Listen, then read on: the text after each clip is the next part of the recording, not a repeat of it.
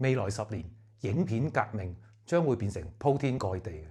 用嚟傳播、營銷、教學、遊說、娛樂同埋建立影響力。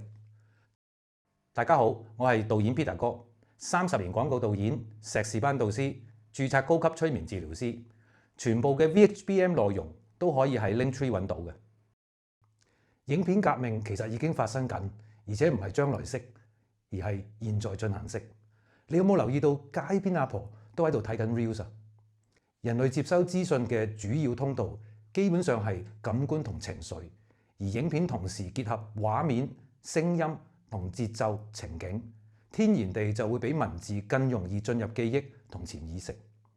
未來影片唔單止用嚟賣嘢，而係會全面用於遊說啦、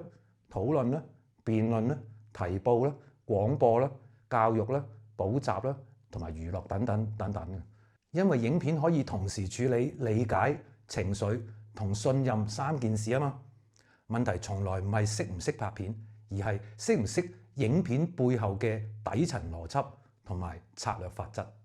知道點樣去設計信息，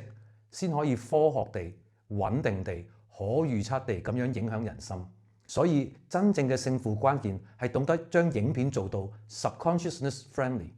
再加上 AI 提升效率，而唔係盲目追求技術、數據同埋發佈平台。